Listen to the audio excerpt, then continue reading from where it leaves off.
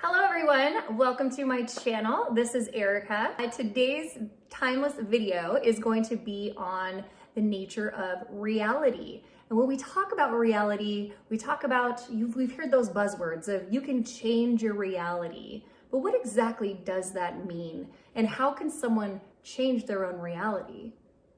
I believe when I first started learning about this, of believing at least that I even had control to change my reality, I remember going really deep inside. I had to turn it in to understand, okay, well then what are the components that make up my reality? So today's video is going to talk just about that, of how you can actually break down the components of what reality is. That way you can understand, you can make the decisions in order to change what your reality looks like. So the first part of your reality is really understanding what beliefs do you have that you have actually learned as you've been in this physical form. What are the beliefs you have towards other people? What are beliefs that you have towards working hard? What are beliefs you have towards money, abundance? You name the topic, you've got a belief there. And a lot of times, because we're operating so much in our subconscious mind, we don't even know that a lot of these beliefs that we have are limiting. So when we start to break down beliefs, the first thing that you have to do is break down the stories that you say about these different topics. So for example, if you're single and you're dating, right? What is your story that you typically are talking about with others? Is it hard to date? Is this the pandemic? Is this just the hardest time and you can't find anyone? Or is everyone out there just miserable and mean? I mean, what is the story that you're saying? Because the story matters, and the story is directly feeding into that belief, that core belief that you have, which is creating that reality that you're seeing. So in order to go into beliefs, we obviously have to know what our stories are, but to break it down even further, we then need to understand what are the words that we are using that are making up the story that is creating the belief. And the reason why words are so important is because the words mean something. The words are providing meaning to what is happening, to the experience, to the topic. It is our absolute definition of the word that creates the story, that creates that belief. So when you start to break down what your words mean, a lot of times in my experience, sometimes I didn't even know what the word meant. It was just something that my society constantly said, or something that my parents brought down for me. And it was just, again, a subconscious program that was constantly running as to what this means to me, or what this person meant, or what this idea meant to me. So when you look at words, you have to look at your words, break them down, because those are part of the story that you are telling about a certain topic. So words are super important. In order to break down words, then one must be able to slow down their thoughts enough to look at them. And in my video about mind, body, spirit, I talk a little bit more about the different components of the mind, and how the mind, you are not the mind. You are the observer of the mind. You are that non-physical observer. And so when you're able to really understand and look at your thoughts, you can slow them down long enough to be able to understand, what am I thinking on a regular basis? Because when you start thinking, what goes through your mind is going to activate your body to feel a certain way, right? If you're in an environment that's scary, your mind is going to apply meaning to it through words, and it's going to make your body feel anxious. It's going to make your body feel like it needs to fight or flight, right? So it matters the words that you're using to describe any type of topic or experience. Then when we get into thoughts, where do our thoughts come from, right? If we're going to break it down all the way, our thoughts are coming from our perception of reality.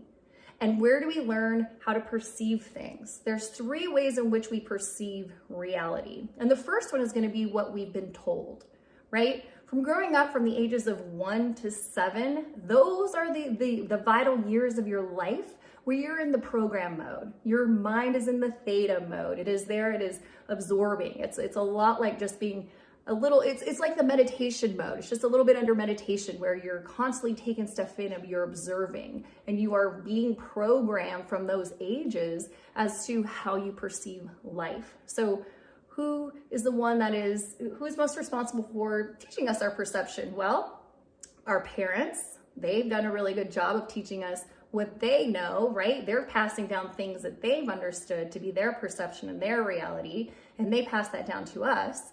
We also have our society, right? As our society evolves, whatever trauma is going on in our society, we take on what others believe to be true as well.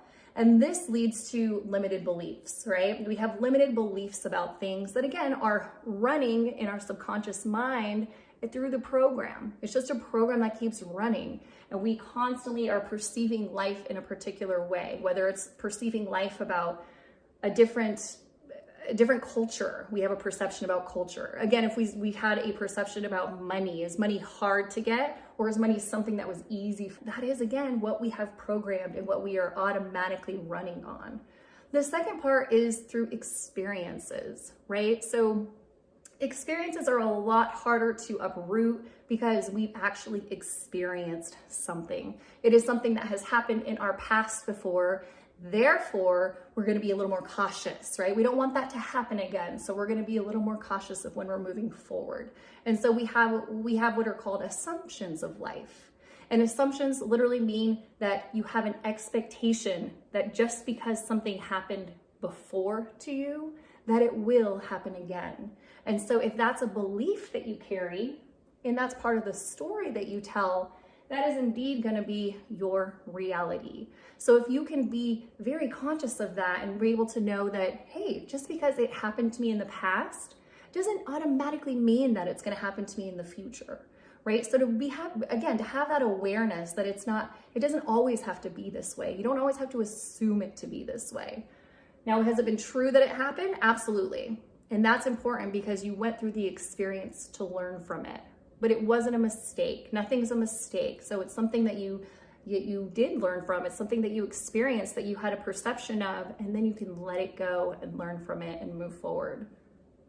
The third thing here when it comes to creating your own reality is really that, again, we're going back to the mind. It's that subconscious mind, right? It's that egoic mind. And the egoic mind is just a bunch of ideas of who you think you are. It's not your true identity. It's who you think you are based upon what your parents have told you, based upon what society has told you. Again, based upon your experiences that you've had. This is your perception of life. And so the reason why this topic is so important is because based upon the reality that you're having is based upon how you show up in life. If you constantly assume that people are bad, that people are rude, then that's the reality that you're going to see around you. And that's how you're going to show up when you approach anything. You're going to be afraid. You're going to be closed off. You're going to not be connected as much whenever you have a reality that tells you that everyone's bad or everyone's mean. So very important to understand and to be able to break it down. Once you understand that you can create your own reality, it's important then to go through and understand what is the current reality that you believe in at this point. And at that point, you can turn in, you can look at your thoughts, evaluate your thoughts, and be able to tell a different story in order to show up differently.